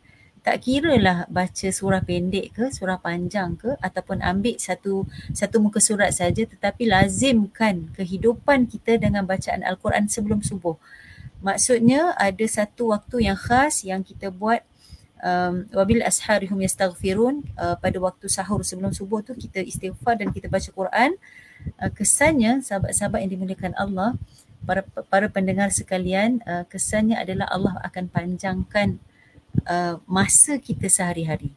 Ini dibuktikan oleh saintis, dan bila saya sebut ni, saya sendiri yang merasainya, saya sendiri yang kita testkan bila kita baca kajian, lepas tu apa getaran Al-Quran ini memberi kesan kepada alam, adalah kajian-kajian sains tu kan. Jadi saya sendiri buat, dan Masya Allah, Tabarakallah, Allah Subhanahu Wa Taala memberikan keizinan, asbab daripada kemuliaan Al-Quran ini kepada kehidupan kita. Besoknya pada hari kita nak laksanakan apa sahaja urusan-urusan kita, Allah bagi waktu yang sangat panjang dalam hidup dan kita mampu untuk selesaikan banyak perkara. Masya Allah. Itu antara manfaat orang-orang yang berdampingan dengan Al-Quran. Tapi kalau orang yang memang tak baca Quran, dia akan rasa hidup dia terkejar-kejar. Nak buat ini tak betul, nak buat ini tak kena, yang ni tak siap, yang itu tak sempat. Jadi banyak alasan dan create alasan itu sudah menjadi perkara biasa dalam kehidupan. Baik. Dan kita tahu Al-Quran ni kalau kita baca dalam hidup ni, dia menjadi penawar kepada kehidupan kita. Ya, penawar segala penyakit. Ya, kalau kita nak ubat orang-orang sakit, ada penawar dalam Al-Quran. Ya, kita tengok Rasulullah sendiri bagaimana baginda sallallahu alaihi wasallam mengubati diri baginda sendiri melalui surah Qul huwallah al-mu'awizatain, Qul huwallah, Qul a'udzu birabbin nas dengan Qul a'udzu birabbil falaq. Dan baginda sallallahu alaihi wasallam juga melakukan ruqyah ataupun perubatan ya dengan Al-Fatihah, ayat kursi dan sebagainya. Itu ada dalam Al-Quran. Jadi Al-Quran ini kalau manfaat hidup kita, ada penawar segala penyakit, insya-Allah. Dan dalam Al-Quran ada satu ayat ataupun ada doa-doa yang menjadi tempat untuk kita luahkan perasaan kita, untuk kita mencurah perasaan kita, untuk kita adukan segala kesedihan kita. Ya, sebagaimana doa Nabi Ibrahim, ya, ketika Nabi Ibrahim meninggalkan anak dan isteri, kemudian doa Nabi Zakaria untuk mendapatkan anak, kemudian doa Nabi Yahya, ya, wa ashku fi basi, macam itulah kan, saya pun tak ingat. Dan ada doa yang dianjurkan dalam bentuk doa Rabbana kan, Rabbana atina fid dunya hasanah. Kemudian ada ayat-ayat yang boleh kita selalu sebut, contoh wa ufawwidhu amri ilallah innallaha basirun bil ibad. Kalau kita ada masalah apa-apa pun, kita beritahu kepada Allah, aku serahkan segala urusanku kepadamu wahai Allah, ya, dan sesungguhnya engkau maha melihat keadaan hamba-Mu ini. Jadi dalam Al-Quran ini sebenarnya kalau kita faham, tadi kan kita balik pada konsep tadabbur tadi, kita faham setiap apa yang Allah sebut, yang Allah kalamkan dalam Al-Quran ini, dan kita faham makna. Kita bukan sekadar baca, tapi kita tahu, oh ini, ayat ini tentang ini, ayat ini, oh kita boleh guna ayat ini untuk kehidupan kita. Masya Allah, ya, kita akan dapat rasa kesan itu, manfaat itu dalam kehidupan dunia kita.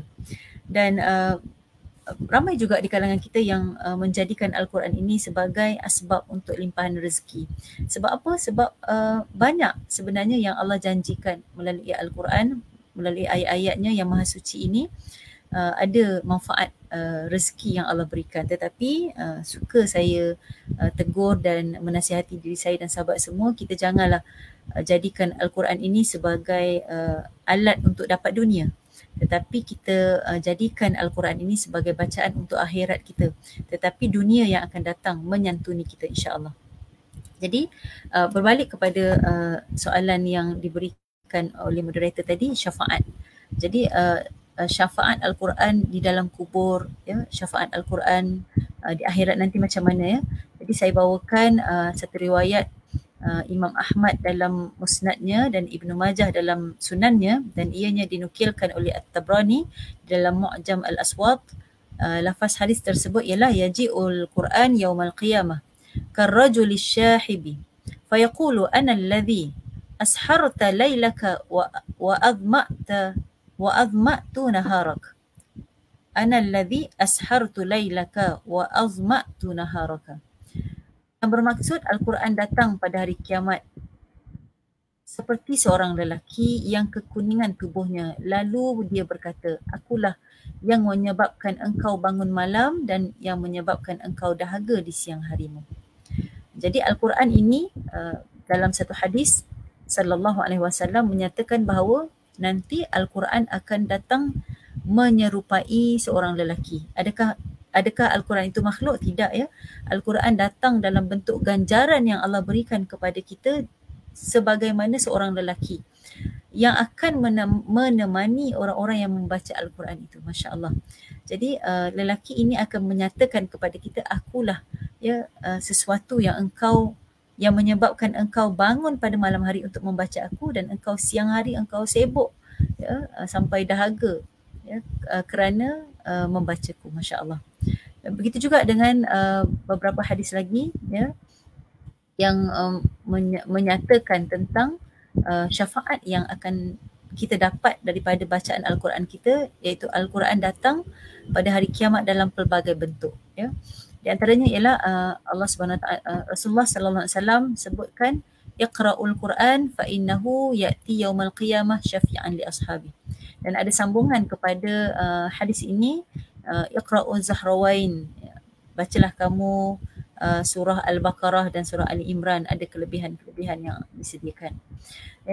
Maksud tadi, bacalah Al-Quran, sesungguhnya ia akan datang pada hari kiamat sebagai pemberi syafaat kepada pembacanya. Bacalah Az-Zahrawan, iaitu Al-Baqarah dan Ali Imran, kerana keduanya nanti datang pada hari kiamat seakan-akan awan atau cahaya matahari ataupun seperti burung yang berbulu yang terbang mengelilingi pembacanya.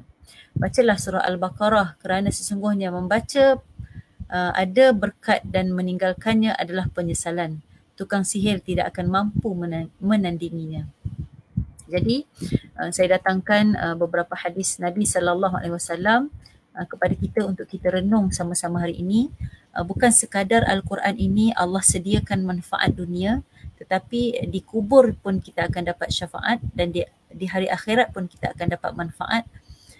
Jadi kalau kita tak faham lagi ataupun kita tak ada rasa kesedaran lagi terhadap apa yang Allah sediakan ya kepada kita ini, masya-Allah ya, kita subhanallah, kita kena muhasabah apa sebenarnya yang terjadi kepada hati kita tentang Al-Quran, bagaimana hubungan kita sehari-hari dengan Al-Quran, dan sampai ke mana kita nak bawa kehidupan kita kalau kita tak dampingi Al-Quran. Kita nak dampingi Al-Quran ini ya, macam saya kongsikan sebelum ni, kita kena ada satu rasa, satu cinta, satu pembersihan jiwa yang sangat padu ya, untuk kita dapatkan hubungan yang sangat rapat dengan Al-Quran. Dan kita kena ada rasa cemburu juga kepada orang-orang yang Allah bagi hubungan yang erat, akrab dengan Al-Quran. Contohlah, kita tengok orang-orang tahfiz ya, mereka ni hari-hari dengan Al-Quran, hari-hari baca Al-Quran, hari-hari ulang Al-Quran. Subhanallah kan. Jadi masya-Allah, perkara itu sepatutnya menjadi satu impian kepada kita, satu kecemburuan dalam hidup kita. Sebab apa? Sebab mereka sudah diganjarkan sesuatu yang indah oleh Allah Subhanahu Wa Taala berbanding kita.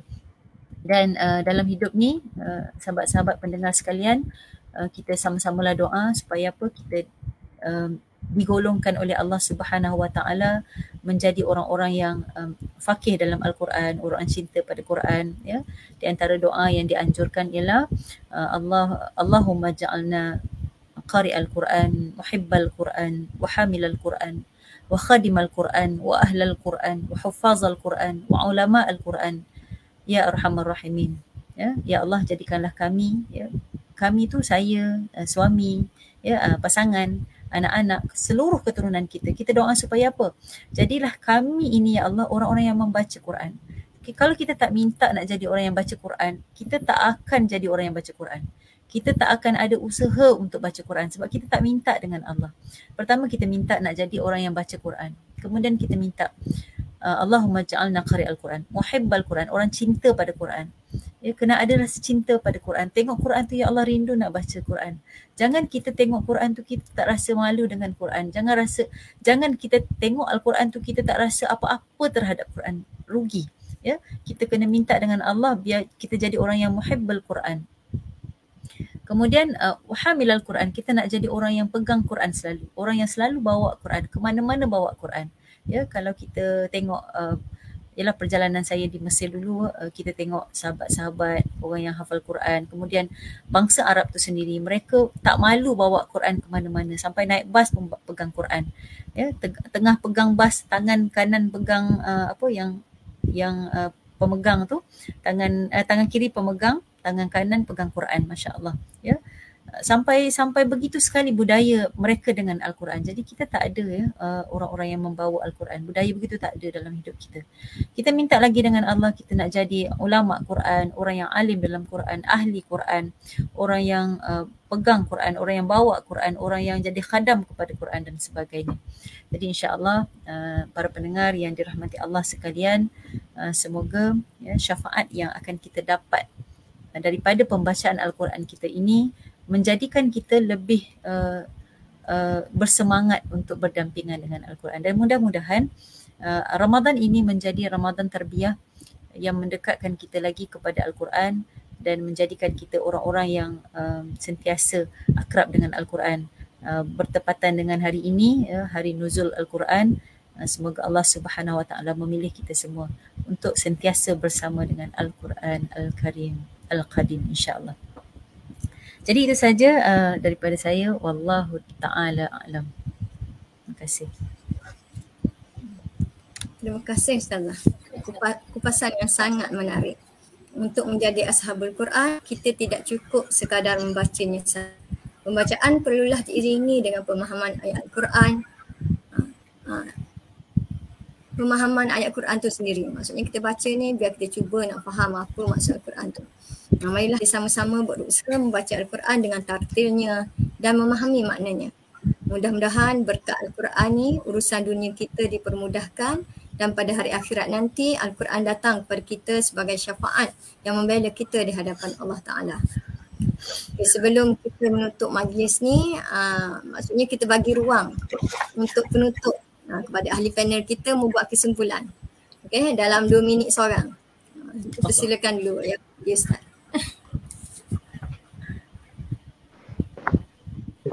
سبحانك لا علم لنا إلا ما علمتنا إنك أنت العليم الحكيم ولا حول ولا قوة إلا بالله العلي العظيم.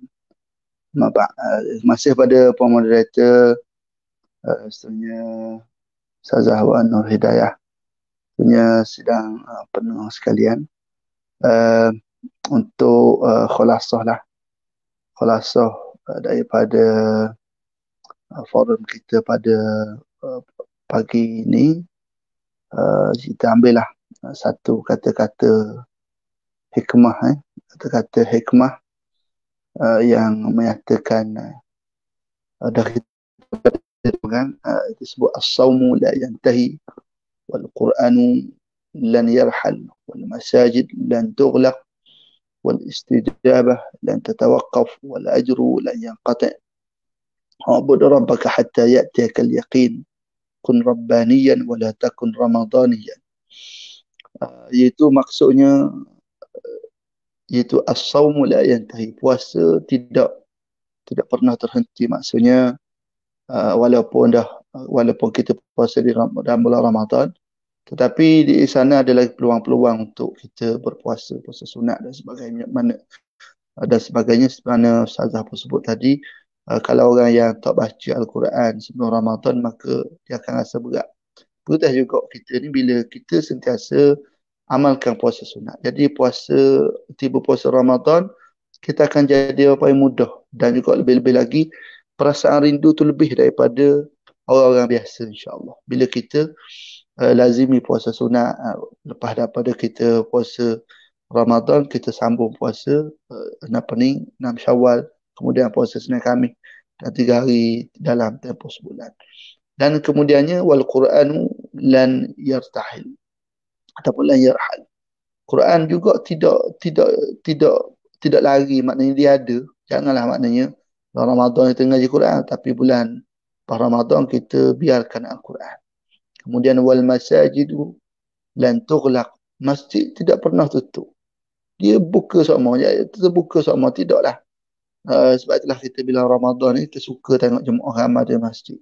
Sebenarnya ada je jemaah tu. Kenapa dia tak mari bulan lain? Tapi nak beritahunya, nak maklumnya adalah masjid tidak pernah tutup. Janganlah anggap masjid ini hanya terbuka di bulan Ramadan saja. Kemudian ni wal istijabatu lan tatawaqqaf. Penerimaan, pemakbulan doa oleh Allah Ta'ala juga tidak pernah terhenti. Maknanya berdoalah sentiasa berdoa pada Allah Ta'ala, bukan hanya tunggu bulan Ramadan baru nak berdoa.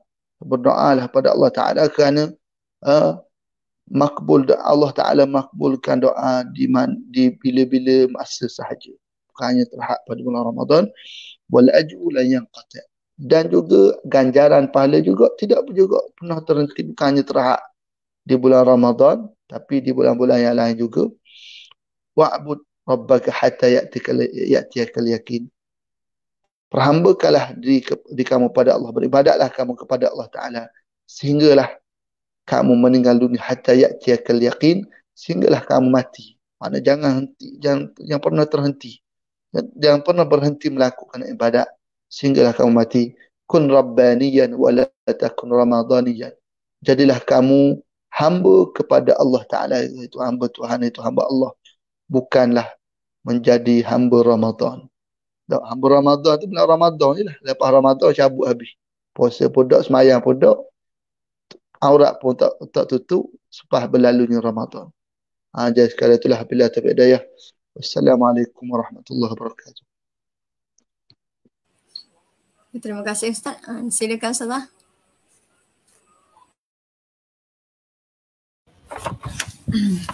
Baik, bismillahirrahmanirrahim. Sedikit penggulungan daripada saya. Satu ayat daripada Al-Quran yang saya bawakan pada pagi ini untuk sahabat-sahabat pendengar.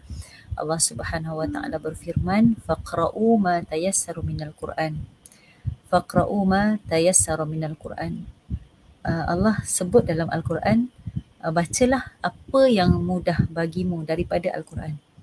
Maksudnya Allah menerangkan kepada kita tentang Allah iktiraf kepada kita tentang Allah tahu kita ni sibuk dengan urusan dunia. Allah tahu kita ni banyak kekangan-kekangan, kita sibuk dengan urusan, lepas tu kita sakit, lepas tu ada di kalangan sahabat-sahabat kita berperang jalan Allah zaman Rasulullah dulu. Jadi bila banyak alasan yang diberikan, sampailah masa kita tak ada masa untuk baca Quran, Allah sampai sebut kepada kita, bacalah apa yang mudah bagimu daripada Al-Quran. Jadi untuk kita dapatkan keseronokan dalam Al-Quran ini, kita buatlah apa yang mudah dulu. Kita pegang kepada apa yang dijanjikan oleh Allah Subhanahu wa taala. Allah ulang banyak kali, tak silap saya 4 kali Allah sebut lagi dalam surah Al-Qalam ke Al-Qamar. Allah sebut tentang sesungguhnya kami memudahkan Al-Quran itu untuk orang-orang yang nak membacanya. Jadi kalau Allah dah iktiraf banyak kali, Allah dah sebut banyak kali tentang betapa mudahnya Al-Quran ini untuk kita jadikan kawan yang rapat pada kita, bacaan yang kita nak baca setiap hari. Takkanlah kita pula yang menyatakan bahawa Al-Quran itu susah, Al-Quran itu tak ada masa, kita tak ada masa nak baca Quran, kita sibuk dengan urusan. Dan percayalah sahabat-sahabat yang dimuliakan Allah, kalau kita ada ruang untuk Al-Quran, pasti banyak perkara-perkara ataupun banyak urusan yang akan kita diselesaikan oleh Allah Subhanahu wa taala. Tetapi kalau kita tidak ada masa dengan Al-Quran, pasti hidup kita akan cacar marba sikit. Kita akan bekerja ke sana kemari tanpa dapat disempurnakan dengan baik, insya-Allah. Jadi bila dah Allah sediakan sesuatu yang berbentuk mukjizat kepada kita, takkanlah kita nak abaikan, dan sangat rugi kalau kita mensia-siakan peluang yang Allah bagi pada kita. Dan suka juga saya ingatkan kepada diri saya dan sahabat semua, Al-Quran ni kita boleh baca dekat dunia je. Nanti bila kita dah meninggal, kita dah tak boleh baca Quran lagi. Sampai sahabat-sahabat Rasulullah sallallahu alaihi wasallam bila ditanya tentang nak baca Quran dan nak salat dalam kubur, Rasulullah kata dah tak ada dah bacaan Quran dengan salat dalam kubur, tak ada dah. Jadi itu adalah satu perkara yang mendukacitakan para sahabat radhiyallahu anhum. Jadi berbezalah dengan kita. Kalau kita sebut tentang perkara ini selalu, baca sekarang nanti dah tak ada peluang dah nak baca Quran lagi, baca sekarang sementara sihat, sementara kuat, sementara muda, masih ada waktu dan masih ada kelapangan baca Quran, insya-Allah kita akan mengambil peluang yang sangat baik dalam kehidupan kita sebelum sampai masa yang kita akan tinggalkan, yang akan merugikan kita sendiri, insya-Allah. Jadi itu saja daripada saya, wallahu a'lam. Hadirin dan penonton yang dirahmati Allah sekalian, terima kasih yang tidak terhingga kepada kedua-dua ahli panel kita atas kupasan, uraian, penceritaan yang begitu menarik. Sehingga saya rasakan sejam setengah ni sekejap sangat rasa bila bercerita tentang Al-Quran. Okey, membaca Al-Quran ni adalah satu ibadah. Mulai sekarang bolehlah kita cuba untuk panjangkan membaca Quran tu pada memahami dan mengamalkan akhlak Al-Quran. Okay. Semoga Madrasah Ramadan ini dapat melatih kita kekal dengan Al-Quran, bukan sahaja pada bulan Ramadan tetapi istiqamah pada bulan-bulan yang lain juga. Seperti tajuk forum kita pada pagi ini, Al-Quran Cintaku Tidak Bermusim.